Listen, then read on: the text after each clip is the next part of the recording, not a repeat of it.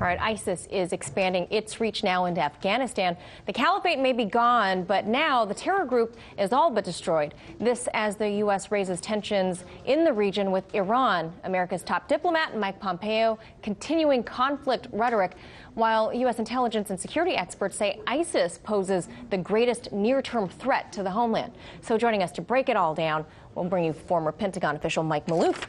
So, Mike, the priority of ISIS in Afghanistan is, as they say, quote, conduct external attacks, especially against the West.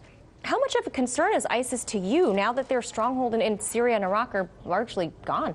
Well, to back up for a second, even though their caliphate, physical caliphate in Syria and Iraq are gone, they're in effect evolving into a new caliphate, which is in the Khorasan area, the greater Khorasan area, which would include Iran, Afghanistan, Pakistan, and even portions of India. I mean, it's evolving that way, and they're going to highly remote areas. Now, they can, because of their tech savvy, they're able to still do recruiting and what have you. But it's going to make it even more difficult to get to because of the locations, high altitude, mountainous regions. They thrive in that area. Where no one will dare go. Well, no, you can't bring on the forces that we did in Iraq into that area because it's just impossible. So it's an interesting thing. But even though they can conduct from the against the West and the U.S., they also are forming a pincer movement aimed at Iran, and that's why you also see ISIS coming in from even in Iraq right now. So it's forming a pincer movement in that direction, and that's why you're seeing with the rise of ISIS more and more. There's talk of Russia talking to Taliban, even Afghans talking, and the U.S. talking to Taliban, because Taliban and ISIS don't get along, and ISIS would absolutely take over and swarm all over Afghanistan against the Taliban. Now, I'm glad you brought up Iran, because the Trump administration, as you and I have discussed many times, is disproportionately focused on Iran right now. They need to shift their focus back to ISIS, don't they? I mean, what needs to be done? Well, yeah, because Iran claims that they sent their advisory groups into Syria and Iraq to deal with ISIS. Well, ISIS is definitely spreading. ISIS is not dead. As I said in some earlier reports, ISIS has metastasized in 30 countries, and now it's in South Asia. I mean, we're not even addressing any of this, and yet it's spreading constantly, and while declaring victory. I mean, you can't have it both ways. And how do you see the Taliban dealing with this growth of ISIS on their own home turf? Yeah, it's going to be difficult for them because they see them as competitors, number one, but number two, some elements have joined ISIS, but they want that area of Afghanistan for themselves, not for ISIS, and they would be basically subsumed.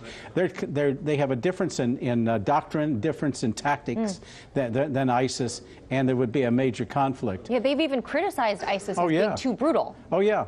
Yeah, but it's interesting that Taliban is moderate enough that even the Russians have talked to Taliban, Iranians have talked to Taliban because of the threat from ISIS that's emerging in this greater Khorasan area, which is the historical name for that entire region that I described earlier. Do you see the U.S.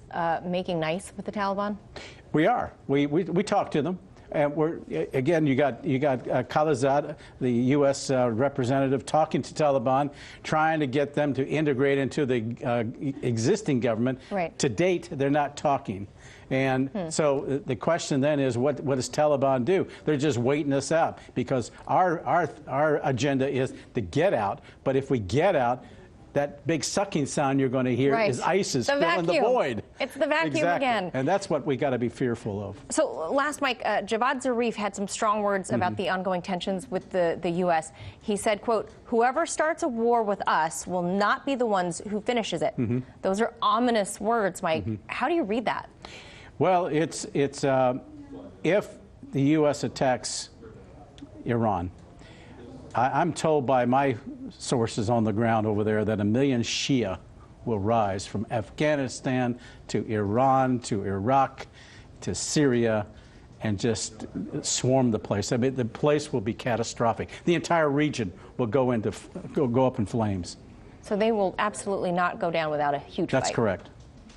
And you might have also the possibility that Russia and China could get engaged because of the threat that such a development would portend for the rise of ISIS in that region.